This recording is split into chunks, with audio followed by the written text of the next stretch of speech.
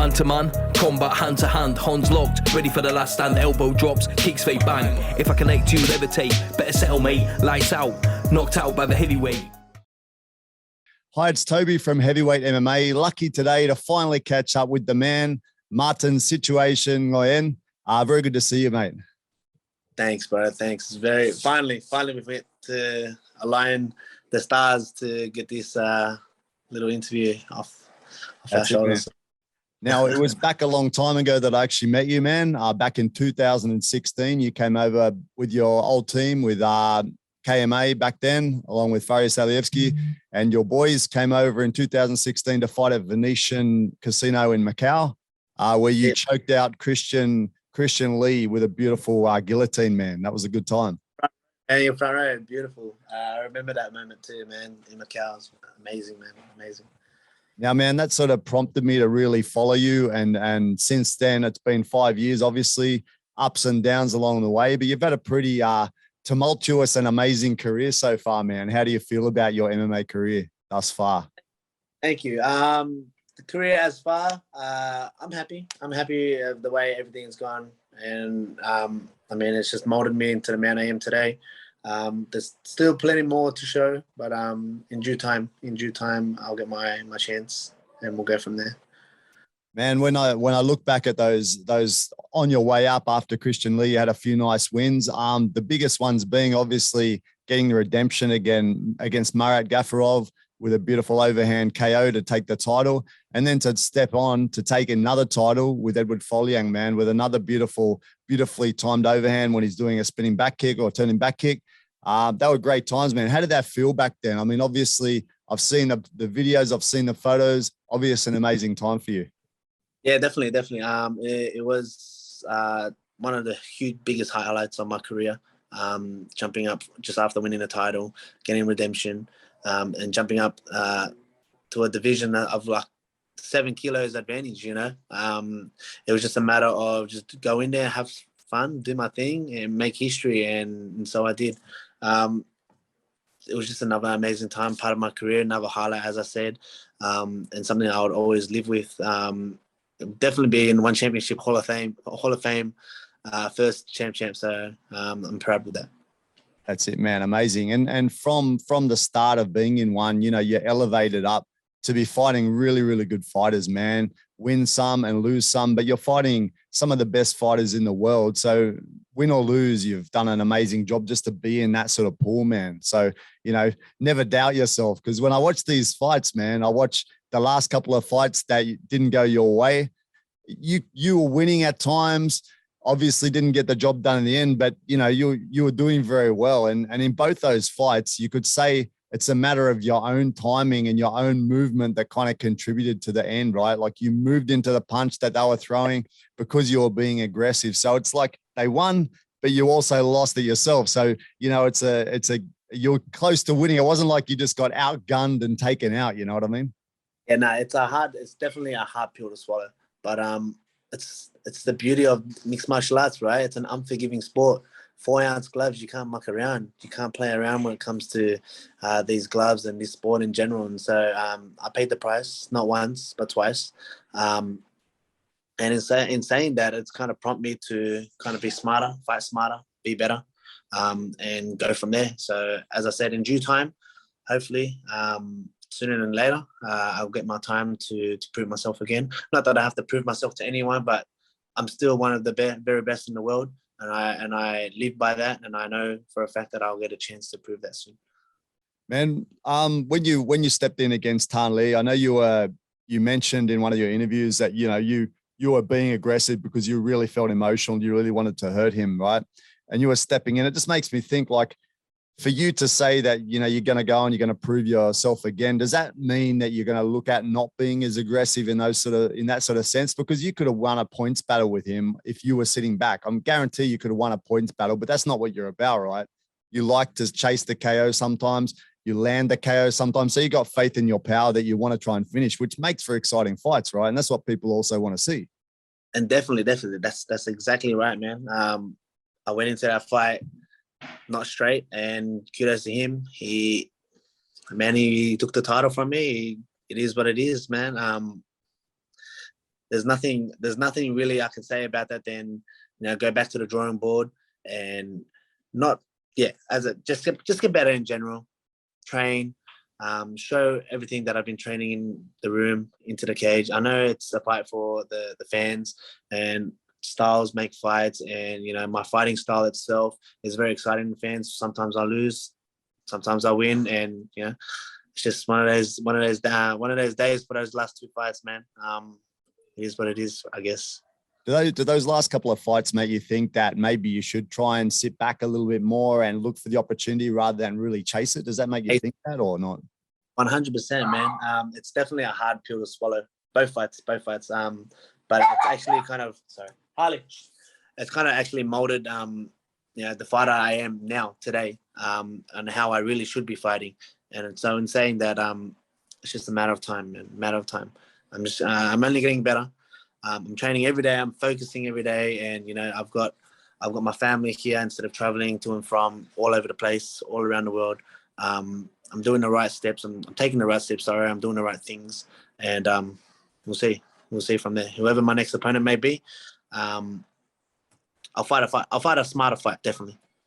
What do you say your strengths are, Martin? Because I watched you fight in Macau, I watched you fight in Thailand in 2008 against Bibiano Fernandez. And in that fight in particular, I was very impressed by, even though it was a split decision loss, I was very impressed by your reflexes and timing in particular. I think your very natural athletic ability is something that's really a big part of your game. What do you think are your strengths?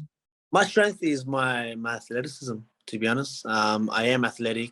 I am a better wrestler than I am a striker. It's just happened to be knocking people out and just kind of walked away from my wrestling side and my jiu-jitsu side. And so in saying that, it's taking that second loss just as of recent has made me kind of take a step back and, go back to my roots. But that in saying that, I'm not going to come back and I'm going to be like a full-blown wrestler and just going to be jiu-jitsu. I'm going to actually mix it up, and that's the whole point of this sport, is mixing it up, the top game and the bottom game. And so I got to go back and, rewrite the whole Martin Nguyen fighting style, and so people don't think that I'm just some type of striker. So yeah, man. I mean, you started BJJ kind of later in life compared to some people, right? You started around 20 years old. What do you reckon the benefits are of starting BJJ as a competitive martial artist or mixed martial artist? Man, I think jiu-jitsu is in this particular sport, wrestling and jiu-jitsu is the way to go when it comes to mixed martial arts in general. It gives you an option, a chance. The fight's always going to start by standing. You're always going to have your striking, you're going to have your boxing, kickboxing, whatever. But if that doesn't go to plan and shit hits a fan, what's your plan B? And then that, in saying so, is jiu-jitsu or wrestling. And so I'm thankful that I started off in jiu-jitsu. It's given me core values, not only core values, but like a standard of, basic jiu-jitsu in general to beat anyone in the world. Yeah, man. It seems that the base of wrestling and BJJ seems to take a little bit longer than a base to build in stand-up. Would you say that's correct, man? And anyone can throw a jab, anyone can throw a punch, but transitioning, like passing a guard or, knowing what to do in full guard and, when you have mount, knowing how to control, that takes time and that takes experience and a lot of sparring rounds and a lot of, not only sparring rounds, a lot of drilling and technique. Some people, me, I put my hand up and say I did it. I kind of like phased away from that because it just wasn't fun to do. But the hard work and in the trenches, that's what gets you out of trouble. And so in saying that, jiu-jitsu, man, it's a hell of a gentle sport. That's it, man. Hey, man, I know you trained in Liverpool for a long time, but what sort of area are you actually from out there? You from Cabra Way or you're from Liverpool sort of way out there? I grew up in Liverpool. Stayed there my whole life, but now I live out further west in Camden. So my family, myself and my family have established ourselves out here. We're very well known in the community as well. So try to do our thing out here and be a good citizen.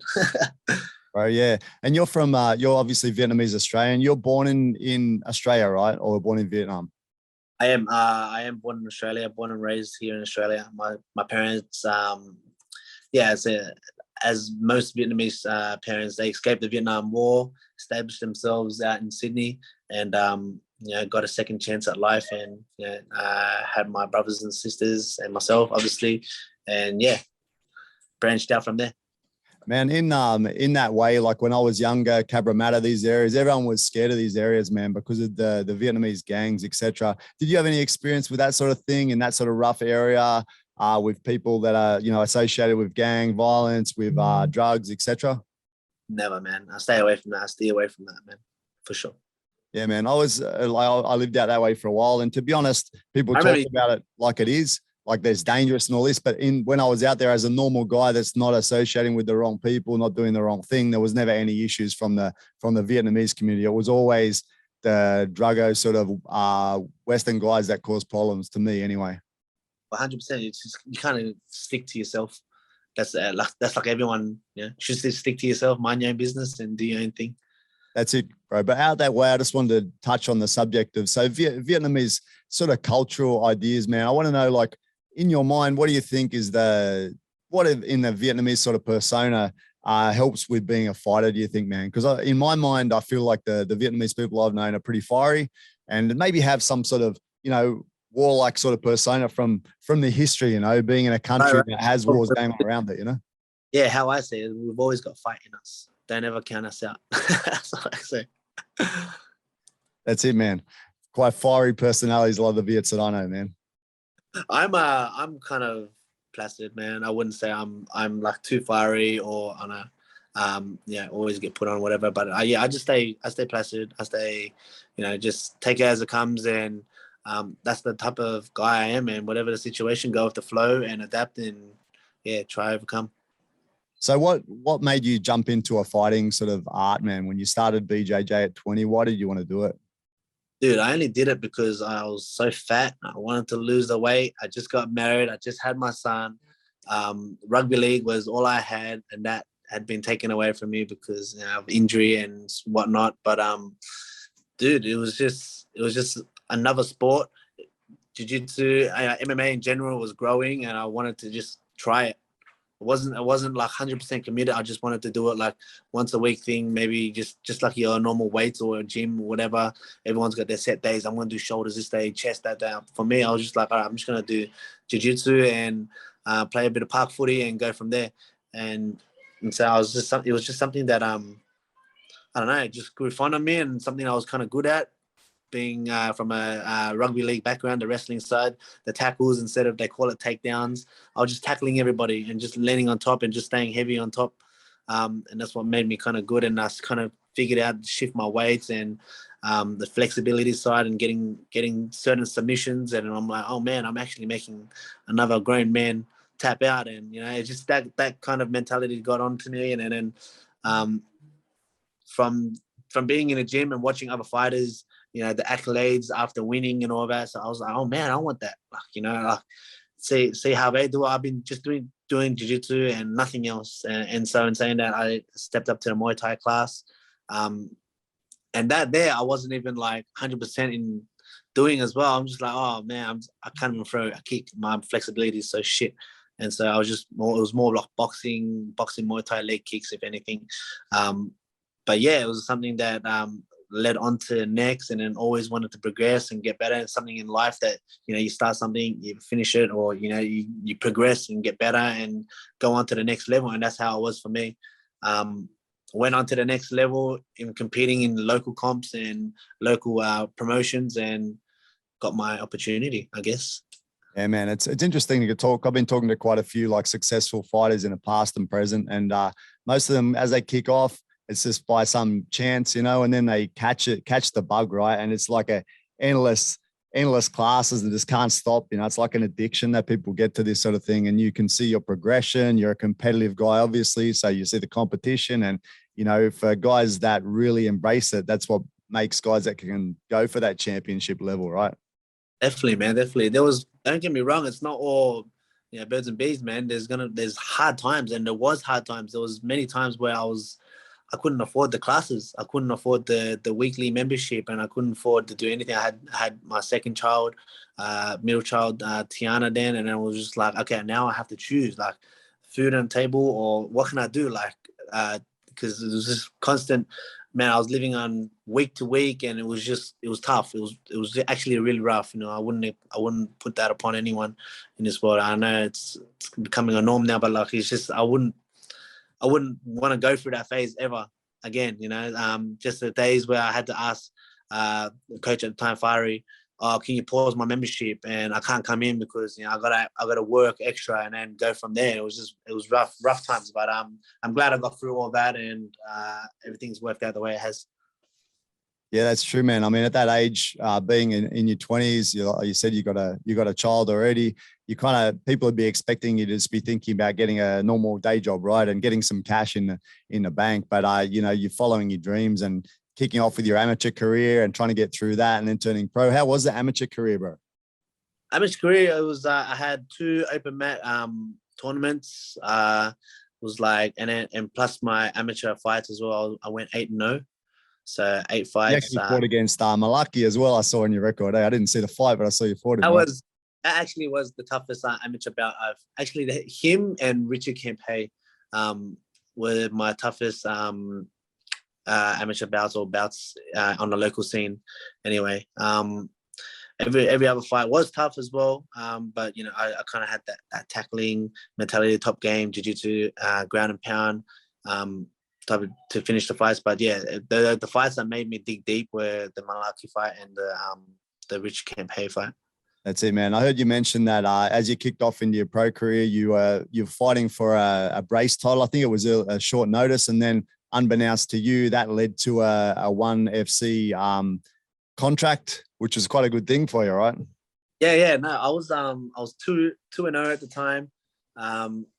The guy I fought, outstanding guy, killing everyone on the scene at the time. Luke Standing, he was due for his chance. He was #1 contender in the brace promotion, and he was meant to fight who had the title, Nick Honstein at the time, and he went back to America, and it ended up being he was dropping down to bantamweight, and it ended up being like a vacant title.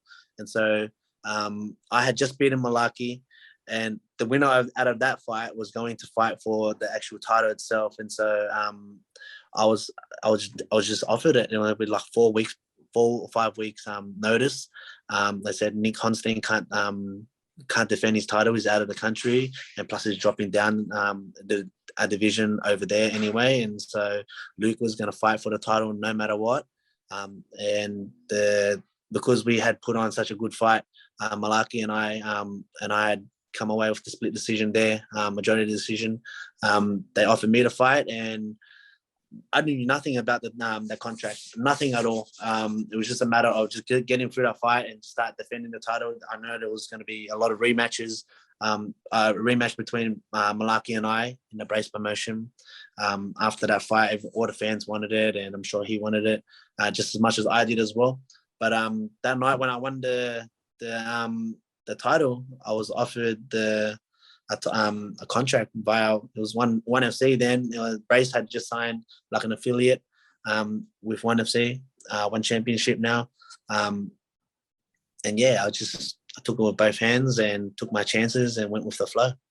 That's awesome, man. And was that before that time, had you fought overseas at all, or was that your first time that you're going to start to fight overseas for ONE?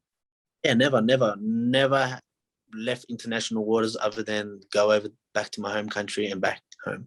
So I've never been over anywhere else. And yeah, it was just a matter of, I was 2-0, just won the title, 3-0, going into a forever growing promotion as a 3-0 athlete, and not knowing anything about my next opponents other than the champions or the top contenders at the time. I think it was Jadamba, Koji Yoshi, and Anara Benaria. Those are the 3 names that I knew from the get-go. From when I put pen to paper on the contract, I was like, okay, who's the champions in this division, and who's the champions in this organization, and who are my potential next opponents? Those 3 names came up, and I was like, okay, that's who I have. It was Anaria holding the title.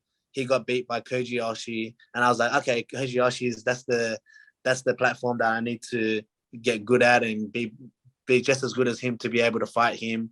And then Jaden comes over and walks through him, and I'm just like, oh my god, I've got like so many people to fight, and then ended up being my debut fight, and I knew nothing about the guy at all. It was Bruno Pucci.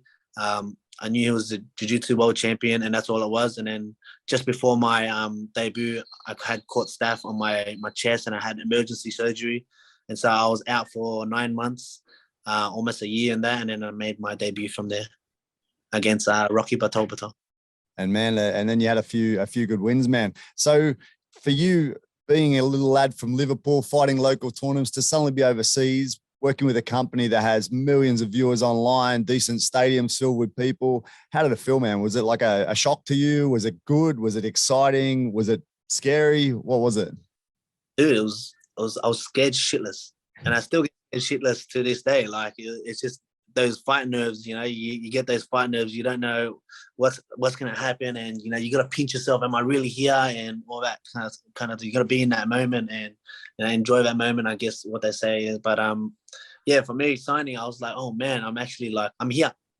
Like, all this talk and all this training and all these opportunities that had been given to me, man, I'm actually here now. I'm actually on the plane, flying over. I've cut the weight. I've made the weight. I've faced off. I'm here at the tunnels, ready to walk out, and then you walk out, and then you're like, it's so surreal.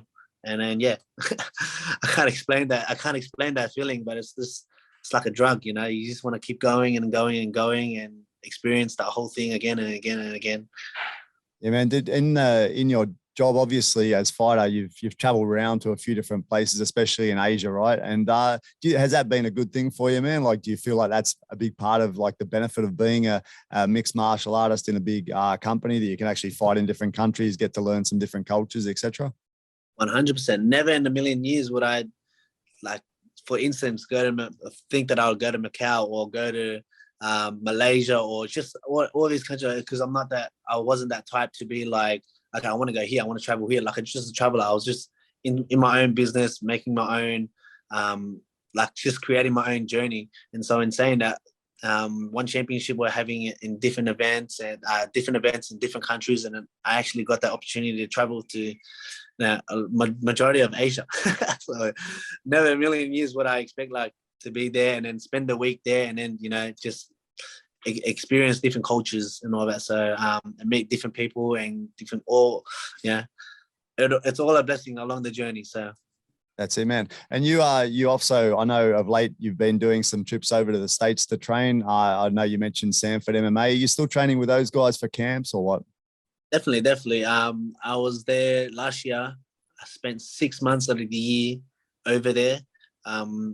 Half the year, so I missed all my family opportunities, so many cancelled fights and so many COVID scares, and just everything went wrong last year. And then I topped it off. I had the loss and I came back. So now I'm in Australia. The cases are going crazy over here, so it's kind of hard to leave my family while all this is going on. So in saying that, we are planning to do a camp here in Australia for my next bout and then go from there. So how would you train in Australia, man? Like, what sort of gym, trainers, how are you going to do it? The way I am now, man. I'm training my jiu-jitsu under Kian Pham. He was a local Australian fighter, mixed martial arts experience. I get a lot of sparring in with a lot of great guys in Australia. The camp hasn't officially started, but when it actually does, there's like the very likes of Australian champion Josh Kulabau, there's Volkanovski. I can message him to go down there. There's Malaki that we're getting some training in, Alan Philpott. There's a lot of guys. Renato is who I'm training a lot with now. He's an amateur mixed martial arts coach. And so I get to get a lot of experience and a lot of bodies to train with, I'm doing 4 days a week jiu-jitsu. I'm working on my boxing with Australian boxing champions, man. I'm just doing everything I can. I'm not cramming everything in, just taking my time to learn everything all over again. No, it's good to hear that you're keeping active, man. And like you said, when you got those sort of people around, you can upskill yourself. So that's a good thing, man. I know there's people sometimes say they got to travel overseas to get upskill, but there's definitely a lot of different highly skilled people in different arts all around Australia, right? 100%, man. Australia, we've got a lot of talent here, and yeah, don't get me wrong. I love to go over to America, and I love to train, and the level of training over there, as in bodies and partners, it's a one-stop shop. It's like you wouldn't need to go anywhere else. That's the only thing about Australia. If you were to train with high-level guys, you're gonna have to travel to and from. Sometimes you spend hours on the road daily, and so that's a risk I'm willing to take in order to maintain and get better. Yeah, man. And that's actually the point that I've raised with a couple of the guys I've talked to, the early UFC guys that are coming up now, that, ask them, would they be interested in traveling just for that sheer volume of people? Like you go to some of the gyms in the States, the volume of training partners is one of the biggest things, right? Like we might have the same skilled coaches, etc., in Australia, but we don't really have those levels of high level competitors because there's more people in the States that are actually training and competing and more wrestlers, etc., right? 100%. There's not in every gym. In every gym in Australia, there's one high level guy and just a bunch of, like, just say B-level fighters.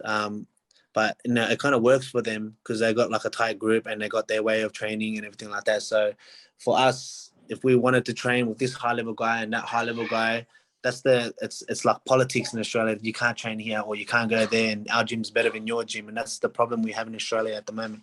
But the guys that are international, we see straight through that. And, the only way to get better is when we come together and we actually drill and train together. And so that's the politics side of it. I don't ever get into that. I just train with the right people and, the people that see straight through the politics. Man, it brings a question. I mean, you have to talk about it if you don't want to, but just talking about that KMA, Liverpool and Furry that you used to train with, you said you came up with those guys for a long time, right? And I know you said that you felt like you're getting left behind. Maybe you saw what we're talking about. You saw more opportunities overseas for high level training partners, maybe some upskilling. That's what led you to leave. How did that all come about, man? It was just a bunch of politics, man. Something that's in my past now, and yeah, I'm ready to move forward. I was always ready to move forward, and so I did. Is it hard to leave like a place that you've been with for some time, and all the sort of code of martial arts, having like a trainer and people saying you have to be loyal to that coach and all these things? Is that hard to actually leave and go overseas, or yeah, of course. You're so used to something, so used to, like, you travel this one road every single day for the last 8 years. And now you got to take a different route to that. Now you got to take a different route, and it becomes like not awkward, but like you're out of your comfort zone because you're so used to going the one road that takes you straight there. But for me, it's the same situation. I was so used to it, and then it came to a time where I had to move on, and so I did. I had to adapt. My wife pushed me out of my little comfort zone. My friends and family pushed me out of that little comfort zone that I had and made me step outside that and venture on. And so I had to become a man and move forward. Do you still have a relationship with the old gym and that, or not really? Nah, we move forward, man. Everyone moves on. Cool. All right, bro. So looking at Australia, you mentioned we talked about Jamie Malaki. There's a few other Aussies coming up, a few other guys in Sydney. Volk, of course, you've trained with him before. I heard from one of his training partners, they saw you down there. Do you feel like that would be a place for you to try and go to UFC, or you're happy to stick with one, man? I'm happy to stick with one championship, man. They've looked after me from, I'm kind of loyal in a sense where my family comes first. All the time, and one championship has made that clear, that they made that I look after myself and my family. And so I was able, that they looked after me, they helped me look after my family, and in saying that, I'm loyal to the people that look after me and look after my family. Yeah, man. I mean, obviously you've been quite a star with that organization, right? You see your pictures and that popping up on their websites all the time, man. Like, so actually one of the pictures that sticks in my mind is when you had the 2 titles, you just won the second title, you're up in the ring with the little things floating down in the air. It's an amazing picture, man. Like, you've had some good times with them, right? Framed up in my house. Awesome, man. It's one of the best photos I've ever seen, I reckon. And having met you and everything, very happy for you at that moment, bro. Appreciate you, man. All right, man. Hey, just a couple other things. Oh, there was a couple of things I was going to ask about training and whatnot. I wanted to ask particularly about your psychology, and you touched on it that you feel nervous before fights. How do you deal with it, man? Because you get up there and you look pretty smooth, man. You look relaxed, you look sharp. How do you do that, man? If you're feeling, the fear. Everyone has fear, man. It's normal. People that say they go into fights and they don't feel anything, I call bullshit. I call bullshit. You're going in there, and the other man that you're fighting for the next potential title shot or the shot above is there to hurt you. And so you're there to do the same thing. And it's just that the nerves and everything from the fans, am I going to do everything that I've trained for? How's this fight going to pan out? You start questioning yourself, all that. But at the end of the day, the fight's going to happen. You're not going to go anywhere. When you're walking out, you're in the zone. Okay, now I have to switch on. I felt that. I am human. And all those feelings do rush for you. But at the end of the day, once those doors shut, you just have to switch on and go beast mode or warrior mode, whatever you want to call it, and do your thing. So that's I mean, it comes with experience as well. Some people they feel that and then they burn themselves out in the first round. And the second and third round, they're like, "Oh shit, man! I copped an adrenaline dump, and I'm gone now." But for me, I feel that. When my name gets called out and the doors shut, and I'm looking across the cage, and the ref saying, "You ready? You ready?" Man, I dial in, and it's all in that moment. And a few of the guys again I talked to, they mentioned about that their psychological strength comes from having a good preparation, man. I'm interested in what's your basic breakdown of training before, like in a camp? What do you sort of lean towards? Everyone's slightly different. Some people very heavy into strength and conditioning, basic pad work, etc. What do you do in your lead up to the fights, man? My lead up fight, I always make sure that I leave nothing to chance. If I lose, then I lose. And I take it like a man and go home. No excuses. Not like, oh, I had a bad ankle, or I needed to shit myself before the fight, or I don't know, whatever it is. If I lose, I lose. I take it as a man. I go back in the drawing board, and I do it all over again. But in terms of the preparation itself, psychological wise, I make sure I do everything right, and fight week goes smooth. If fight week goes smooth and everything goes our way, then there's nothing that can really push me out of the comfort zone of going in there and performing. And I'm interested, everyone talks these days a lot about strength and conditioning, recovery, diet, etc. How much do you focus on those things? Strength conditioning does play a huge factor, but muscles don't win you fights. So I do focus on a lot of strength conditioning. 2 to 3 times a week, I get my program sent from Florida, and I dial in and I do it by myself. I don't get anyone to come and do it with me, or like I'm gonna have to train someone or use someone else's motivation. I'm there to do it purely by myself. So I lift my own weights, I push my own PBs and go from there.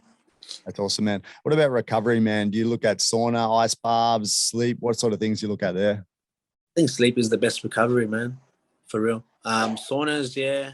Saunas and ice baths, but I don't like to get cold too much.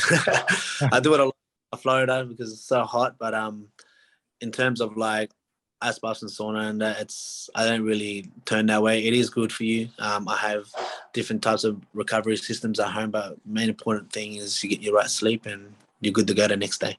All right, sleep. What sort of hours are you looking at for yourself? Having a pretty hectic schedule, you must need a bit of sleep, right? Yeah, it is that, but for me, all I need is a clean 6 to 8 hours, and I'm good.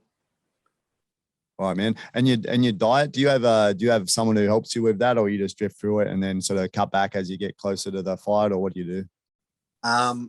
So being one championship, you fight at the weight division above. I'm constantly walking around on a daily. Like right now, I'm 73 kilos. I fight at 70. I don't really have to cut much. I kind of eat whatever I want. I just keep it clean, drink tons of water, and I'm sweet. But if I'm going down to bantamweight, then everything is strict, and I have a nutritionist, Sue Gallery, that helps me. But I haven't been down to bantamweight since 2018 or whatever it was. So I don't look to go anytime soon without dominating my own division first. So I got to go through all that again, and then we'll see what happens in the future about the bantamweight division. That's it. Be good to see, man. And on that, what's your plans, man? It's 2022, just about to start. What's your plans and vision for 2022 and the future in MMA? Plans is take everything as it comes, go with the flow as usual. Just get in the winning column. That's my next move. I don't care about anything else, how many fights I have, whatever. Just get back in the winning column, and that starts with my next bout. Yeah, man, sounds good. And just an interesting question, man. So MMA is a limited sport. You got a time frame. Let's say you finish in another 10 years. I don't know. I don't want to sell you short or anything. What's your plan? What's your plan after that, bro? What's the plan for Martin Nguyen in the future? I don't know, man. I haven't really looked past this career yet. So I just signed, was it in 2019? I signed a 10-fight deal. I'm 3 fights in. And in saying that, I've still got another 7 fights with 1 championship, which I don't know how long that's going to take me. I don't know if I'm going to sign another contract. I don't know what's going to go on. I'm just going to take it as it comes, go with the flow.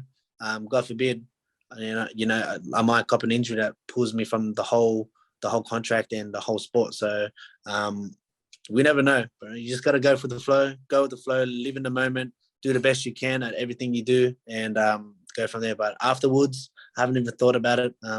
Just be around for my kids, I guess, is all I wish for. Sounds good, man. Family focused, man. That's what you are. It's good, man. Hey, finishing up, man, but just a couple of questions. Do you watch UFC? Do you follow the fighters in the UFC as well, man? I don't really follow them. Only the guys that I actually train with. And that's I only follow them through the socials, the guys that I associate with. Other than that, I don't really look into anything else other than that. No worries, man. There's a few good Aussies and Kiwis in the mix these days. If we're talking about ones, obviously Volks has been announced that he's going to fight again, Max Holloway. What are your thoughts on that fight, man? Who do you think will get the third one? Volks will take that, man. Any day, Volks a machine. I'm telling you, he's just got that different mindset. It can be skill versus skill, but his mindset is just another level. He's very good. I've moved around with him. I feel his type of fighting style and everything works for him. And he's got a good team down there and a good coach behind him. And I don't see him losing to Max again at all. That's it, man. Cool. All right, man. Thanks for your opinion on that one. Thank you so much for your time, bro. I appreciate it. And I hope that I can catch you when you get your next fight announced. And good luck in all the future. And we'll chat again sometime, bro. 100%. Thanks, Toby, man. You're the man, bro. Thanks, bro. Thanks for your help.